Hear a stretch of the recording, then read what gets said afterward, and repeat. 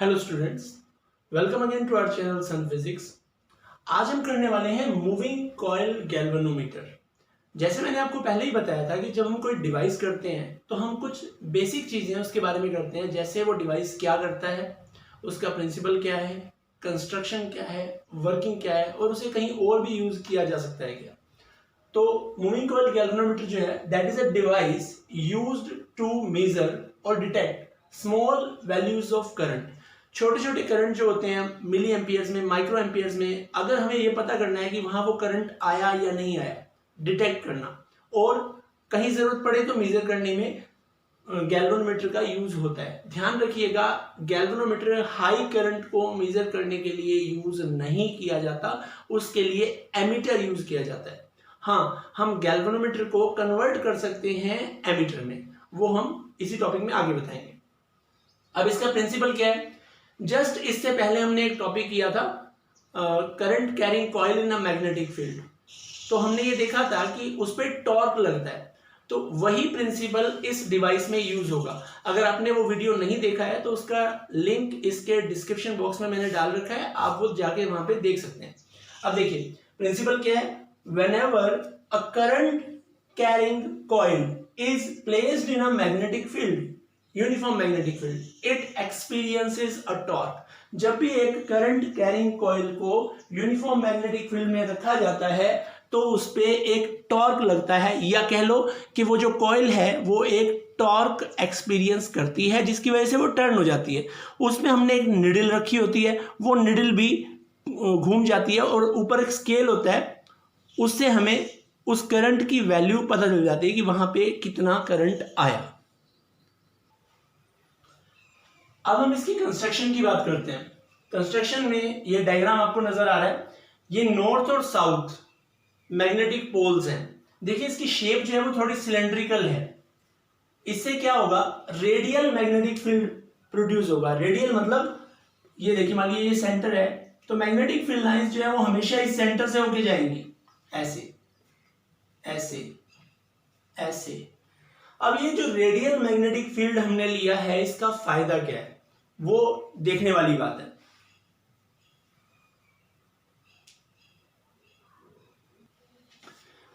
अब देखिए, जैसे मैं कह रहा था कि इसकी इंपॉर्टेंस है, क्यों है। देखिए ये हमारे पास कॉइल है, मैं इस तरह से ये कॉइल दिखाता हूं आपको। ये कॉइल जो है वो एक मेटेलिक सिलेंडर के ऊपर लपेटी गई है। अब ये जो आपको एक लाइन दिख रही है, एक्चुअल में वो रेक्टेंगल है, इस तरह से सिलेंडर के ऊपर लपेटा गया है। आप इधर से देखें, ये पूरा ऐसे लपेटा गया है। अगर मैं इसको बाहर निकाल देता हूं, जैसे सपोज ये, तो ये स्ट्रक्चर है फिलहाल मेरे पास, आपको ये इस तरह से दिखाई दे रहा है, ठीक है।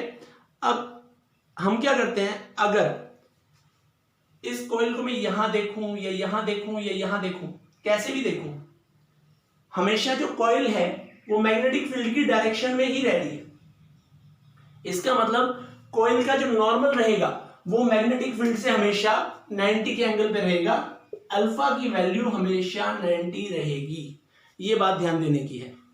अब जैसे ही इस वायर में करंट आएगा, ये आपको स्प्रिंग नजर आ रहा होगा, तो एकदम से इसमें टॉर्क जनरेट होता है और ये जो कॉइल है वो घूम जाती है। घूमेगी तो पॉइंटर ऊपर जो स्केल है उसके ऊपर कहीं ना कहीं टिकेगा जाके, ठीक है। कहां तक करंट की वजह से कॉइल घूमेगी डिपेंड करता है कि स्प्रिंग के अंदर रीस्टोरिंग टॉर्क कितना जनरेट होता है। स्प्रिंग क्या है, जैसे ही घूमेगा तो स्प्रिंग के अंदर एक रीस्टोरिंग टॉर्क जनरेट होगा जो उसे अपोजिट डायरेक्शन में टर्न करने की कोशिश करेगा। इसका मतलब जो कॉइल है करंट की वजह से इधर जाएगी, स्प्रिंग की वजह से इधर आएगी, तो जहां दोनों टॉर्क बैलेंस हो जाएंगे वहां पे जाके आपका पॉइंटर रुक जाएगा और वो करंट की वैल्यू हम मेजर कर सकते हैं। आपको याद होगा हमने पढ़ा था torque is equal to N I B A sine alpha, जहां एन नंबर ऑफ टर्न्स थे, I current in the coil था, B magnetic induction, A area और alpha, alpha was angle between what, normal of coil and magnetic field.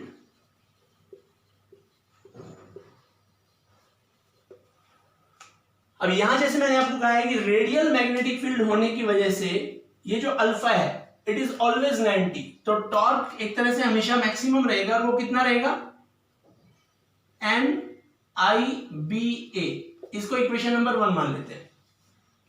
अब जो spring में torque generate होगा उसकी वजह से मान लिया वो थीटा एंगल, पॉइंटर आपका घूम जाता है, मान लिया यहां पे आया ये थीटा है, तो टॉर्क जो है वो के थीटा के इक्वल होगा, क्योंकि जो टॉर्क है that is proportional to theta. जितना एंगल घूमेगा वो टॉर्क के हिसाब से घूम रहा है, तो टॉ इज इक्वल टू के थीटा। इसे मैं इक्वेशन नंबर 2 मान लेता हूं। यहां जो के है उसे बोलते हैं टॉर्शनल कांस्टेंट। अब जैसे मैंने आपको कहा है कि ये वो टॉर्क है जो करंट की वजह से प्रोड्यूस हुआ, ये स्प्रिंग में प्रोड्यूस होने वाला रीस्टोरिंग टॉर्क है, और जब दोनों इक्वल होंगे तो उस एंगल पे आपकी निडल रुकेगी। तो इन दोनों को इक्वल कर दे। इक्वल करने के लिए NIBA इज इक्वल टू के थीटा, या फिर I इज इक्वल टू के बाय NBA थीटा, या I प्रोपोर्शनल टू थीटा। इसका मतलब जितना ज्यादा एंगल ये पॉइंटर घूमेगा उतना ही ज्यादा करंट आया होगा। अब ये जो NBA है ये कांस्टेंट है, इसे हम G लिख देते हैं, तो K by NBA is called G, और गैल्वेनोमीटर कांस्टेंट। अब ये गैल्वेनोमीटर कांस्टेंट किस किस पे डिपेंड करता है? K टॉर्शनल कांस्टेंट, वो स्प्रिंग के मटेरियल पे डिपेंड करेगा। N नंबर ऑफ टर्न्स, आप एक बार गैल्वेनोमीटर बन गया है, उसकी मैन्युफैक्चरिंग हो गई है, तो उसे आप चेंज नहीं कर सकते, ये भी चेंज नहीं कर सकते, जो मैग्नेट उसमें लग गए, एरिया चेंज नहीं किया सकता। इसीलिए ये पूरी टर्म जो है वो एक पर्टिकुलर गैल्वेनोमीटर के लिए कांस्टेंट है। हाँ, आप कोई और गैल्वेनोमीटर ले सकते हैं जिसमें कोई और नंबर ऑफ टर्न्स हो, किसी और तरह का स्प्रिंग यूज किया गया हो, मैग्नेटिक जो एक तरह से इंडक्शन है वो ज्यादा स्ट्रॉन्ग हो या कम स्ट्रॉन्ग हो, या एरिया कम ज्यादा हो, ये सारी चीजें हो सकती हैं। दूसरी बात मैं कह रहा था कि मेटेलिक सिलेंडर, अगर इसमें करंट प्रोड्यूस होता है तो जो निडल है वो बार बार इस तरह से हिल सकती है, क्योंकि करंट आया, वहां से टॉर्क लगा, करंट आया, टॉर्क लगा, इस तरह से हिलती रहेगी। उससे क्या होगा कि जो निडल है वो एक जगह पे रुकने में थोड़ा टाइम लेगी।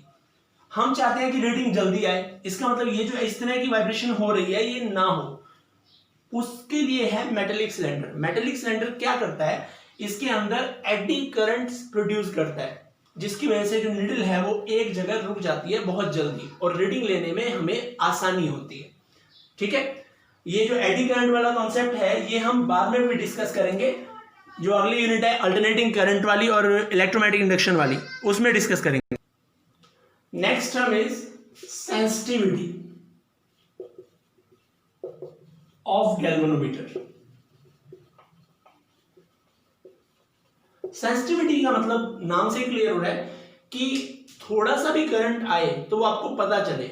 वो कैसे पता चलेगा? अगर थोड़े से करंट पे भी निडल बहुत ज्यादा डिफ्लेक्ट हो जाएगी तो आपको वो क्लियरली पता चल जाएगा कि हाँ अभी थोड़ा सा करंट आया था। तो कोई भी गैल्वेनोमीटर ज्यादा सेंसिटिव कहलाता है अगर थोड़े से करंट से ही उसकी जो निडल में डिफ्लेक्शन है वो काफी ज्यादा हो जाए, तब हम कहते हैं कि ये गैल्वेनोमीटर जो है वो हाईली सेंसिटिव है। अब जैसे मैंने आपको बताया था गैल्वेनोमीटर को एमीटर में कन्वर्ट कर सकते हैं और वोल्टमीटर में भी कन्वर्ट कर सकते हैं। उसको करने के लिए हमें जो चेंजेस करने पड़ेंगे अब हम उसके बारे में डिस्कस करते हैं, यानी कि गैल्वेनोमीटर को एमीटर में कैसे कन्वर्ट करते हैं। तो एमीटर जो है वो करंट मेजर करता है, तो करंट सेंसिटिविटी करके भी टॉपिक आएगा। ऐसे ही गैल्वेनोमीटर को वोल्टमीटर में कैसे कन्वर्ट करते हैं, तो वोल्टेज सेंसिटिविटी का टॉपिक आएगा। ये सारी चीजें अब हम करेंगे। तो सबसे पहले हमारा टॉपिक है conversion of galvanometer into ammeter. जैसे मैंने आपको बताया कि एमीटर जो है वो हाई करंट को मेजर करने के लिए यूज किया जाता है, जबकि गैल्वेनोमीटर जो है वो स्मॉल करंट को मेजर करता है। मान लिया ये एक गैल्वेनोमीटर है, इसमें से जो मैक्सिमम करंट फ्लो हो सकता है वो IG है, और IG बहुत स्मॉल वैल्यू ऑफ करंट है, मिली एम्पियर के ऑर्डर का। मैं चाहता हूं कि ये एमीटर में कन्वर्ट हो जाए, यानी कि ये बड़े करंट को मेजर कर सके। तो मैं क्या करता हूं, इसके पैरेलल में एक लो रेजिस्टेंस वायर एस लगा देता हूं, इसको बोलते हैं shunt. S is equal to shunt. Shunt एक लो रेजिस्टेंस वायर होता है जिसको हम गैल्वेनोमीटर के पैरेलल में लगा दें तो क्या होगा, इसमें से मान लिया अब हाई करंट आ रहा है आई। अब यहां हमने करंट को बाईपास कर दिया, दो रास्ते बना दिए उसके। गैल्वेनोमीटर में से तो आईजी से ज्यादा करंट जाएगा तो वो बर्न हो जाएगा, तो बचा हुआ करंट कहां से जाएगा, आई माइनस आई जी, वो यहां से जाता है। अब ये जो पूरा स्ट्रक्चर बना, अगर मैं इस पूरे स्ट्रक्चर की बात करूं तो इस पूरे स्ट्रक्चर में कितना करंट फ्लो हो रहा है, आई। तो ये बन गया एमीटर।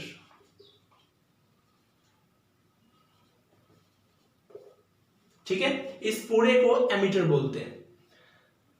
अब मान लिया हमारे पास करंट पता है हमें कि हमें आई करंट फ्लो कराना है, गैल्वेनोमीटर का रेजिस्टेंस जी है और उसमें से करंट होने जो पास होता है वो आई जी है। तो कितना रेजिस्टेंस लगाएं ताकि इस डिजायर्ड रेंज का एमीटर बन जाए, उसके लिए क्या करें, देखिए दोनों चीजें पैरेलल में हैं, पैरेलल में वोल्टेज इक्वल होता है, तो इसकी वोल्टेज हो जाएगी, मान लिया इसका रेजिस्टेंस भी जी है तो वोल्टेज हो जाएगी I G into G is equal to, इसका करंट है आई माइनस आई जी और रेजिस्टेंस है एस, तो एस बराबर क्या आ गया, आई जी जी बाय आई माइनस आई जी इंटू नथिंग। यानी कि कितने ओम का शंट लगाया जाए गैल्वेनोमीटर के पैरेलल में ताकि हमें डिजायर्ड रेंज के करंट वाला एमीटर मिल जाए, वो इस फॉर्मूले से हम निकाल सकते हैं। शंट याद रखिएगा ए लो रेजिस्टेंस वायर होता है।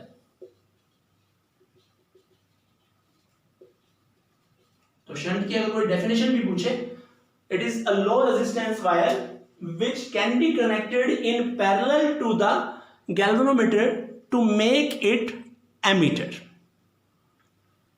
Next is current sensitivity. उसे हम IS से शो करते हैं and that is equal to theta by I. जैसे मान लिया I करंट जब आता है गैल्वेनोमीटर में या सॉरी एमीटर में, उसमें डिफ्लेक्शन थीटा हो जाता है, तो 1 एम्पियर पे कितना होगा, theta by I।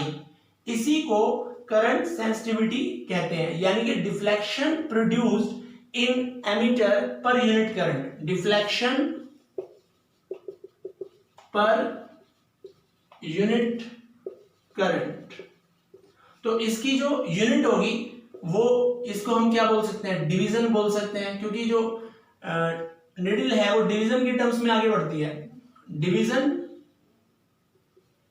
Bye ampere या मिली एम्पियर भी होता है, तो इसे हम क्या बोलते हैं, करंट सेंसिटिविटी बोलते हैं। अभी हमने फॉर्मूला पढ़ा था जो गैल्वेनोमीटर के कांस्टेंट वाला था, ये फॉर्मूला हमने पढ़ा था I इज इक्वल टू के बाय एन बी ए थीटा। तो यहां से अगर मैं थीटा बाय आई करता हूं तो क्या आ जाएगा, थीटा बाय आई हो जाएगा एन बी ए बाय के। तो इसे हम क्या बोल सकते हैं, करंट सेंसिटिविटी बोल सकते हैं। Next topic is conversion of galvanometer into ammeter. इसके लिए हमें क्या करना होगा, ये ध्यान रखिए, जैसे हमारे पास सेम गैल्वेनोमीटर था, यहां से maximum current I G flow हो सकता है, हम क्या करते हैं, इसके सीरीज में हाई रेजिस्टेंस आर लगा देते हैं। अब ये पूरा स्ट्रक्चर क्या बन गया, वोल्टमीटर बन गया।